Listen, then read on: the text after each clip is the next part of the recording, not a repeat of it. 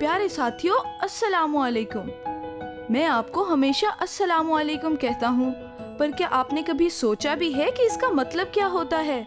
इसका मतलब होता है आप पर सलामती हो। मैं जब क्लास में गया तो सोचा कि जो मुझे पहले सलाम करेगा मैं भी उसे ही सलाम कहूँगा।